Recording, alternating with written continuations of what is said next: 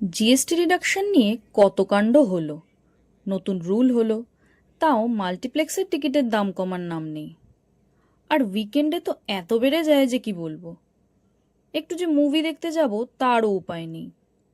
আমার কথা শুনে মা বলল, কি যে তোরা আজকালকার ছেলেমেয়েরা মাল্টিপ্লেক্স যাস, সিনেমা আর থিয়েটার হতো আমাদের সময়।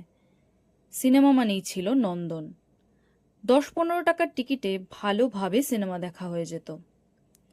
মায়ের কথা শুনে আমি বললাম, এখনো কিন্তু খুব বেশি বাড়েনি, মাত্র 30 টাকাতেই হয়ে যাবে, চলো তাহলে নন্দনেই সিনেমা দেখে আসি। কিন্তু অনলাইনে নন্দনের টিকিটস তো শোই করছে না। মা বলল, ধুর তোদের এই অনলাইন হয়েছে, চল গিয়ে কাউন্টার থেকে কেটে নেব। এই সেই নন্দন, যেখানে শুধু ফিল্ম স্ক্রিনিংই নয়, Kolkata international film festival, little magazine festival এবং অন্যান্য সাহিত্যিক ও সাংস্কৃতিক অনুষ্ঠান হয়। টিকিট কাটতে গিয়ে দেখি নন্দনে তো সিনেমাই চলছে না, কারণ ভেতরে রিনোভেশনের কাজ হচ্ছে 31তম কলকাতা ইন্টারন্যাশনাল ফিল্ম ফেস্টিভ্যালের জন্য। তারপর অ্যানাউন্সমেন্ট শুনতে পেলাম যে সঙ্গীতানুষ্ঠান হবে মুক্তমঞ্চে। গিয়ে দেখি 5টা থেকে শুরু। মাকে বললাম, এখনো তো 1 ঘন্টা দেরি, চলো একটু ভিক্টোরিয়া ঘুরে আসি। এখানে বাগানের প্রবেশ মূল্য 30 টাকা এবং হলের ভিতরে প্রবেশ মূল্য 50 টাকা। মঙ্গলবার থেকে রবিবার সকাল 10টা থেকে সন্ধে 6টা অবধি খোলা থাকে। ভিতরে যেতে না চাইলেও এত সুন্দর বাগানে খোলা হাওয়ায় বসে তোমরা প্রাকৃতিক সৌন্দর্য উপভোগ করতে পারো। চলো এবার তোমাদের ভিতরের হলটা একটু ঘুরে দেখাই। এটি একটি ঐতিহাসিক স্মৃতিসৌধ, যা ব্রিটিশ ও মুঘল স্থাপত্যশৈলীর মিশ্রণে সাদা মার্বেল দিয়ে তৈরি। স্যার উইলিয়াম এমারসন এর নকশা তৈরি করেছিলেন। ব্রিটিশ আমলে তৈরি এই স্থাপত্যকার্যটি রানী ভিক্টোরিয়াকে উৎসর্গ করে নির্মাণ করা হয়েছিল।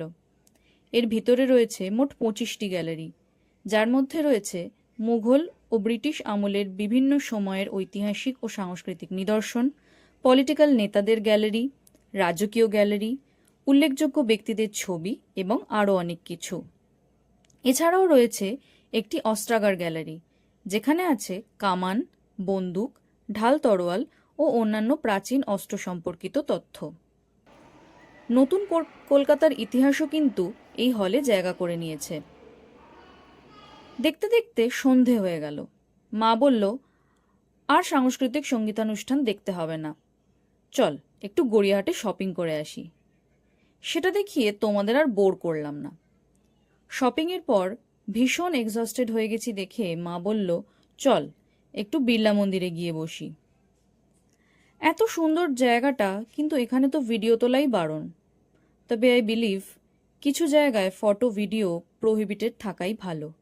সবই যদি মানুষ ভিডিওতে দেখে নেয়, তাহলে তো আর কেউ ভিজিট করতেই যাবে না। আর যতই হোক, সামনে থেকে এইসব দৃশ্য উপভোগ করার ব্যাপারটাই কিন্তু আলাদা। তাই বাইরে থেকেই তোমাদের কিছু ক্লিপস দেখাচ্ছি। দেখলেই তোমরা বুঝতে পারবে জায়গাটা কতটা peaceful and it's a must visit place. বালিগঞ্জে অবস্থিত রাধাকৃষ্ণের এই মন্দিরটা সাদা মার্বেল ও বেলেপাথর দিয়ে তৈরি। মন্দিরের দেওয়ালে ভগবদ্ গীতার ছবি ও রাজস্থানী স্থাপত্য শিল্পের নিদর্শনও রয়েছে। আজকের মতো তাহলে এখানেই শেষ। যারা চ্যানেলে নতুন আছেন তারা অবশ্যই চ্যানেলটি সাবস্ক্রাইব করে নেবেন। আবার দেখা হবে পরের কোনো ভিডিওতে নতুন কোনো ট্রাভেল স্টোরি নিয়ে।